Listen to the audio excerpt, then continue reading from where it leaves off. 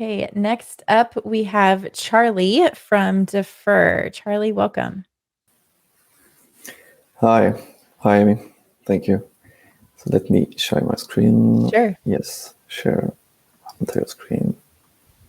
Okay, here we go. Can you see my screen? Yes, you can.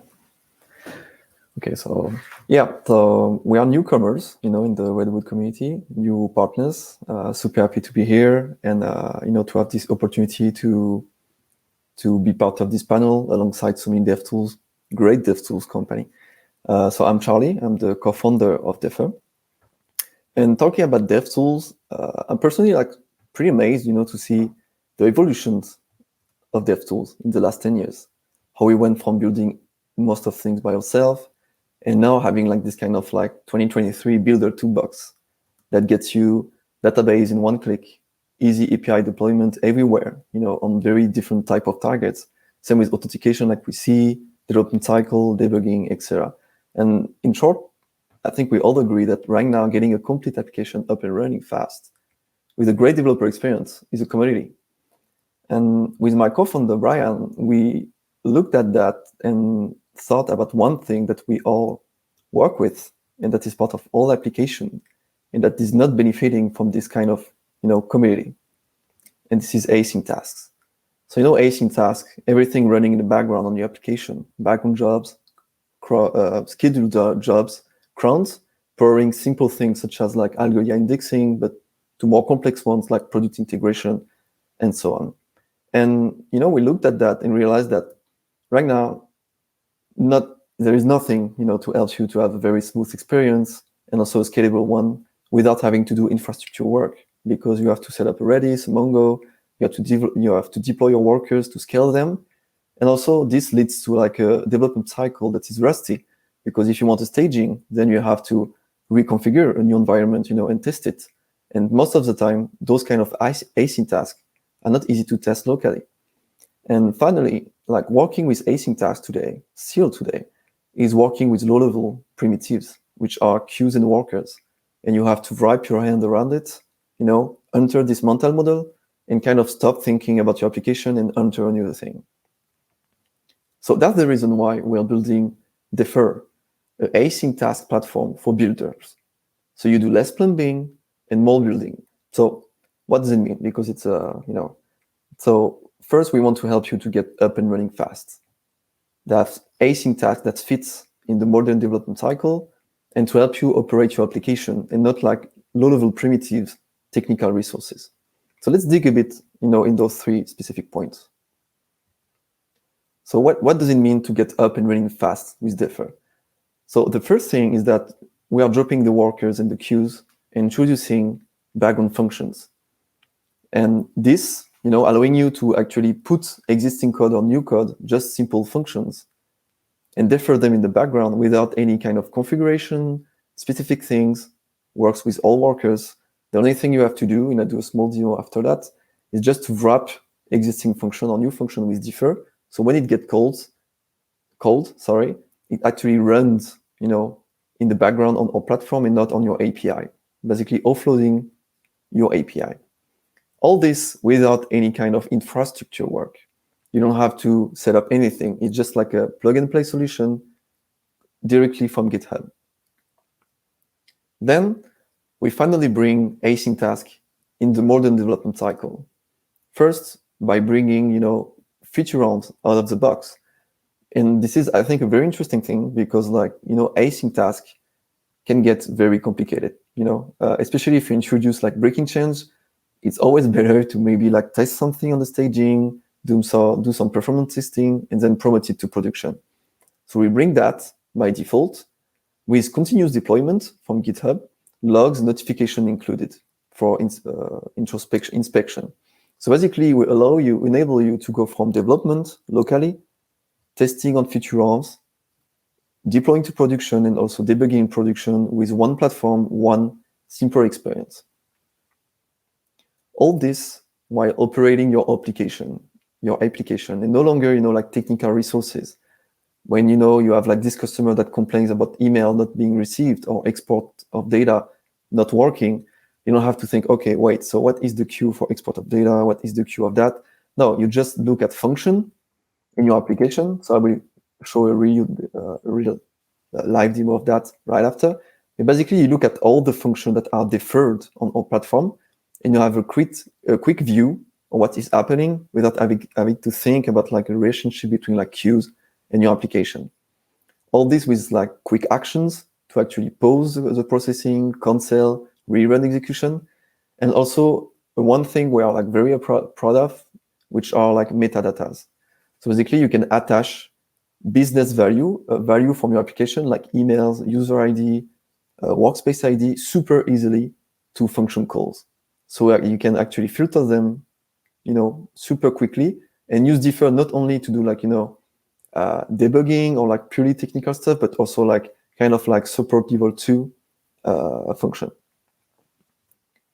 So let me now like show you how does this look like, with a Redwood application. So here I have a very, pretty basic Redwood application. Actually, it's the one that is like, scaffold by default with the Redwood script. So I have my API folder. And so the interesting thing is that like, if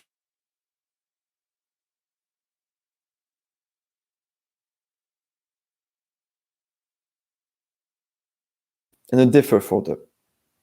So let's take an example of sending an email in the background. So here, for example, I'm importing the Defer client, here, the Defer helper, and I want to send an email with resend. So, this is resend allow you to send email using JS6 and to do like rich email super easily.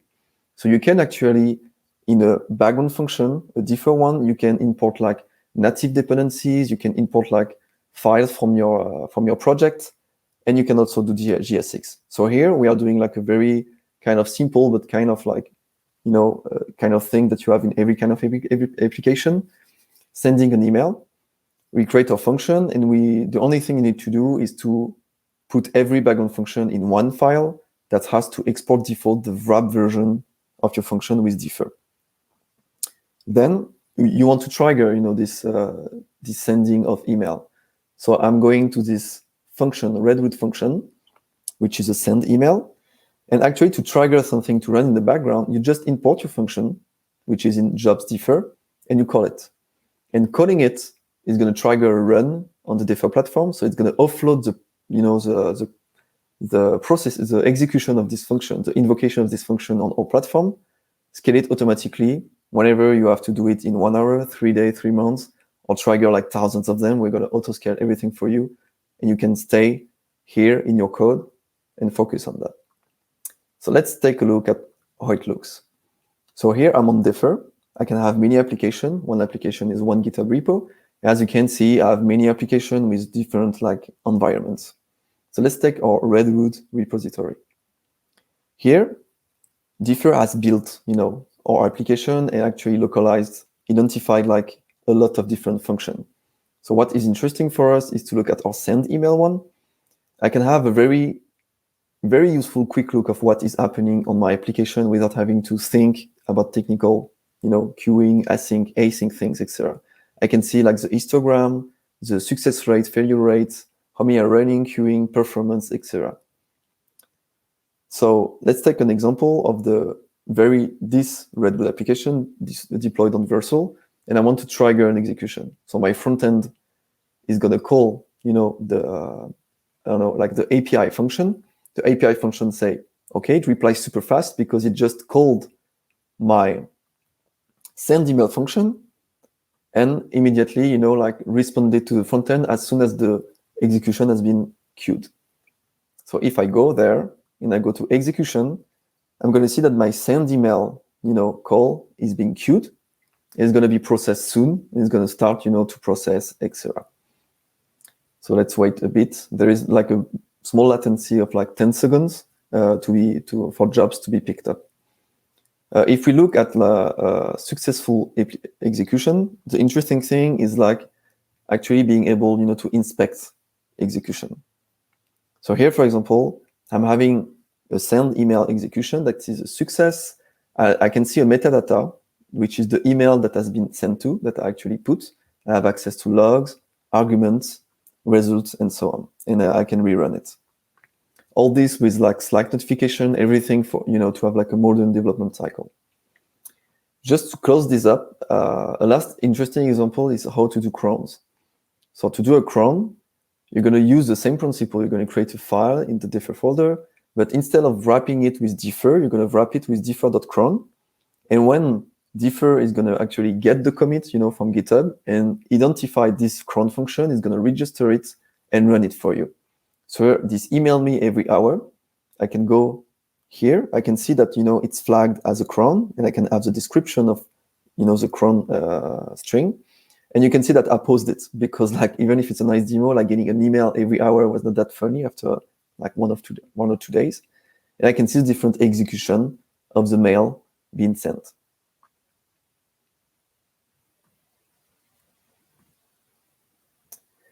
So we are very happy, to be partner with like Redwood, because we share a lot of similar values, which is like empower you, developers, builders, to go faster and not being stuck on very small things and things that are like ubiquitous, like everywhere, like background jobs. So you can get started with the quick start that we have on our documentation. We love to get some feedback, and actually we'll be there at the Redwood conference. So in the end of September in person. So happy to talk there if you guys want to meet. Thank you very much. Awesome. Thank you so much, Charly, for presenting. This is fantastic. I love that dashboard where you can see everything that is happening. Bring our panelists back up. Keith, I'd love to hear from you. Right on, Charly. First of all, there's sharks are swimming or in your head, and it's making me nervous. Anyway. In your background. Be careful out there. It's a dangerous world. But you're helping make it smoother. I haven't experienced the sweet spot of your use case, but I have in mind, again, I'm calling this the summer of AI. I'm geeking out on it. And I think a use case for me will be soon to periodically load documents, split them, and create embeddings for them and load them into a vector database for future use in a document Q&A session. Does that sound like a use case that you'll help me with?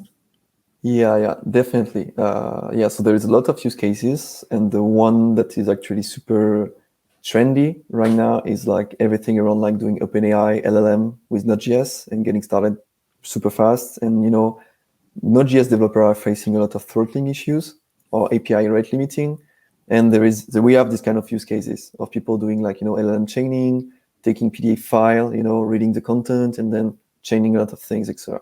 Right. And also like doing like kind of ETL, which is not really related to AI, but that belongs to the application world.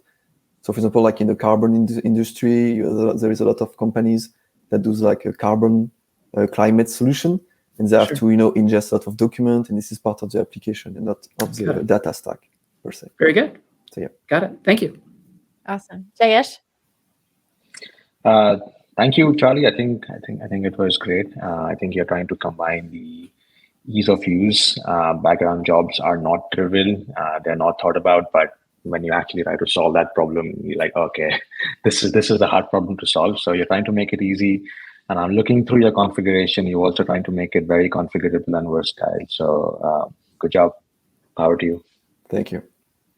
Awesome. Yoko? I'm definitely a big fan of this space.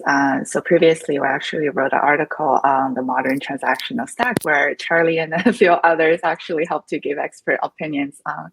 But at the end of the day, I think this is super useful when, as a JavaScript or full stack developer, you want to have your doable execution somewhere, like you're traversing between different APIs, different services, and you want somewhere to handle that error, to be able to run it in parallel, to be able to not be limited by the number of connections you can open on your server or something.